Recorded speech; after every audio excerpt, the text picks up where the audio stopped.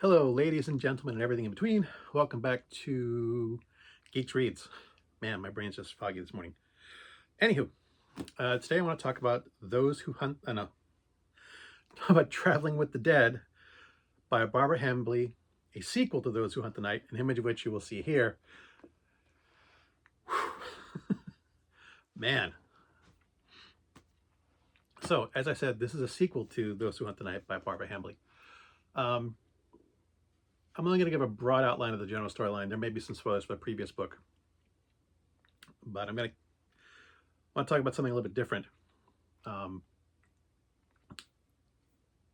just get into it. Anyway, in broad strokes, in the opening of this book, James Asher notices he's on his way home. He's traveling abroad, going home to his wife in England, when he notices someone from his previous days as a spy. James Asher is a retired spy in the Victorian times for the British government. He notices someone from a spy he recognized from another country, who is talking to one of the vampires from the previous book, and that the two of them are going somewhere together, specifically going to Paris. The thought of a foreign government conspiring with the vampires of London fills James with a certain amount of unease, and he decides to follow them as discreetly as possible, using all his skills as a spy. He sends a note back to his wife in London saying, "Hey, I'm going to be traveling for a bit longer." Gives her sends her like a coded message, kind of letting her know what he's up to and why. His wife Lydia doesn't like this very much. Now, she is a small, well, not small. She's like a petite, bookish woman, very well educated, which was unusual for people of this time, for women of this time. Late 1800s, early 1900s. So, to try and help her husband, she tries to enlist the aid of one of the vampires that had hired James in the previous novel, Don Isidro.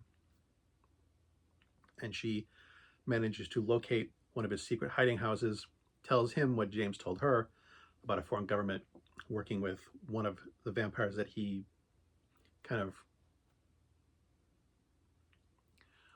one of the vampires of London, basically one of his circle of vampires that he knows. And the two of them decide to follow James to try and help him. Initially, Don Isidro doesn't really care, but he is concerned about what the other vampire might be up to. It might be up to something that's not good for the vampires in general. Not necessarily protect James, which is what Lydia's after. So that is a story in broad strokes. James is following a foreign government spy and a vampire. Lydia is traveling with Don Isidro to try and follow her husband and help him out.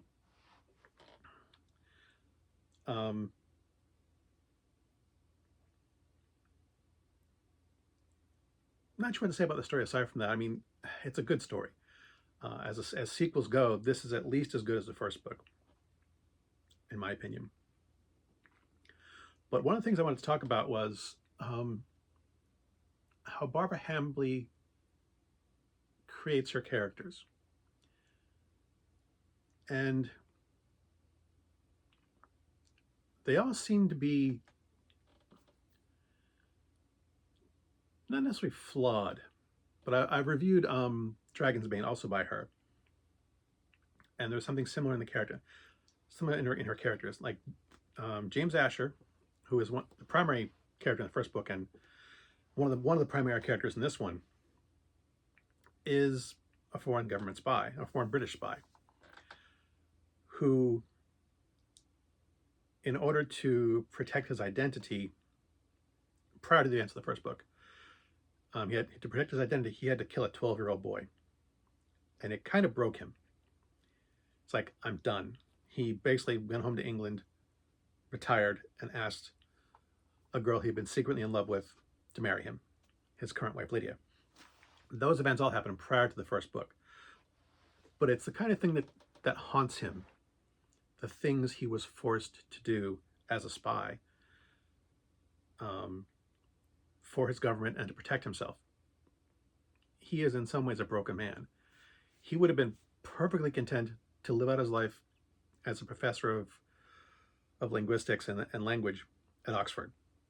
For the rest of his life, him and his wife Lydia trying to have children, they have none yet. So, all these, he would have been happy living a mundane, ordinary life of a college professor. Not rich, not well paid, just, decently middle class. He would have been content to live a boring, mundane life because of the things he has done and witnessed. His wife Lydia, she was forced to deal with a lot of prejudice and sexism. She wanted to be an educated woman. And of course, in the Victorian era, women did not go to college. She came from a wealthy family, so she was able to kind of force her way into going to college. Her family did not approve of her marriage to basically what all they knew of him was that he was a poor college professor, so she has to deal with a lot of prejudice. She's not necessarily as broken as James is, but she is aware of what he's done. Not exactly what he's done, but she's aware that the things that he did some very unpleasant things, and that they bother him. And knowing that they bother him is one of the reasons that she loves him, is because he's still a good person. He was aware of the things he was doing. He was where he crossed a line, and he said no more. Even Don Isidro the vampire. This book is fairly slow, but there's a lot of character development in it. We see a lot of... Don Isidro makes a comment when we first see him in the book. He is talking about the relationships with Charles Arnchester, who is the vampire working with the Hungarian spy. Him and his wife are both vampires. He's discussing their relationship, and he lets drop a few comments that let you realize that he is more complicated than he appears. He has regrets. Not necessarily in being, a merciless killer, but he reads books. He talks to people. He is not just a ravening monster, although he certainly views himself as one, and he has no problem with being a monster, but he has refused to let certain aspects of his humanity go, which I think is something that separates him from a lot of the other vampires that we meet throughout these two novels. A lot of the rest of them are just monsters, but Don Isidro is still a person with complexities. So, I think that for me, that's what makes these books so fun. And I mentioned that her characters share similar traits in Dragon's Bane. The two main characters are a local lord who is the only living dragon killer, and his mistress, who is a hedge witch. And the encounter kind of left him scarred, not necessarily physically, although there was some of that. But I mean, he's happy being, a scholar and a farmer, and she desperately wants to increase her magical power, which, she's, middle-aged, approaching menopause, and she's still just kind of a hedge witch. Her love for her lover and the children that they had kind of conflicting with her desires for more power. None of her characters are like... her characters are awesome badasses without wanting to be them. The kind of analogy in my head that I was coming up with is like, you look at characters like in comics like Peter Parker and Captain America and Iron Man. These people do what they do because they feel a sense of responsibility and duty, because they have abilities to do the things that they do. The characters in Barbara Hambly's novels also do these things out of the things they do out of a sense of duty, but for them it's less of a choice and more of a necessity. They would let these things drop if they could. Tony Stark and Peter Parker and Steve Rogers, their being heroes is part of who they are. They're being they like I said, they have a sense of duty, but it's also a choice for them. They are choosing to be heroes all the time.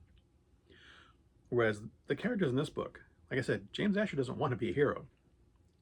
The things that he does out of necessity.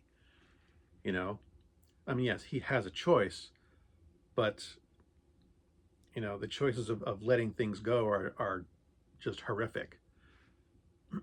In the first novel, he's forced into working for the vampires. They basically threaten to kill him and his wife if he doesn't do what they ask him to do.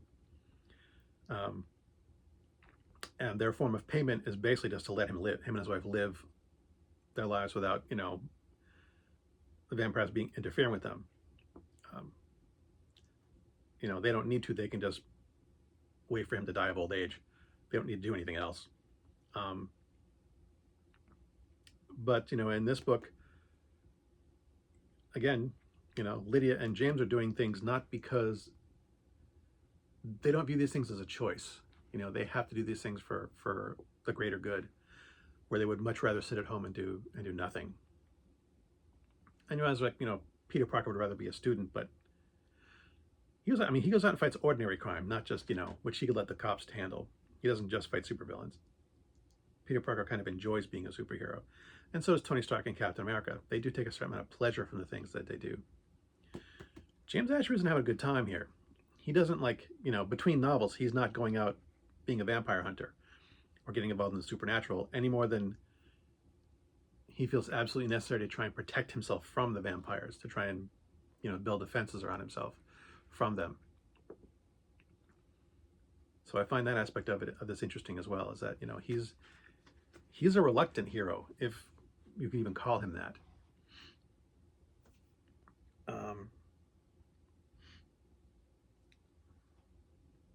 But I've kind of gone off track. Anyway, the book itself is about, foreign governments trying to basically create supernatural soldiers for, their own cause. And James and Lydia and Don Isidro trying to do their best to stop it for their own individual reasons. But yeah, there's such good character development in this book. In some ways, even more so than the first. In the first, we're meeting the character. In Those Who Hunt the Night, we're meeting the characters for the first time. We're setting up the characters. We're being introduced to them. We're getting some backstory. A lot more plot exposition in the first book than in this book. And one of the things I've said about sequels is that some of them spend too much time on plot exposition for previous books. And I do appreciate that she doesn't spend too much time on that. And the plot exposition that she does do in this book feels organic. You kind of need to understand, and she doesn't go into too much detail. You don't need to understand everything. When Lydia first meets Don Isidro, he asks how she found his house. And her only response is, I made a list of possible vampire hideouts last year when my husband was working for you. It's not that she has been continuously hunting them. This is just information she had at her disposal that, she kind of used. She didn't actually know he was there. She just kind of thought he might be, and kind of showed up looking for, kind of trying to meet him clandestinely. This book is, like I said, at least as good as the first one. Depending on your opinion of how it goes, like I said, it's slow moving. Both these books are kind of slow paced. The first one is kind of more of like a Sherlock Holmesian mystery, and this one is a bit less so. But it's still a really good read. I really enjoy the characters. And it would have been good for me to know that there were more books in the series years ago. I may review a couple of the other ones some other time, but we shall see when I get around to rereading them. As always, thanks for watching. As always, my stuff is crap. And until next time, good hunting.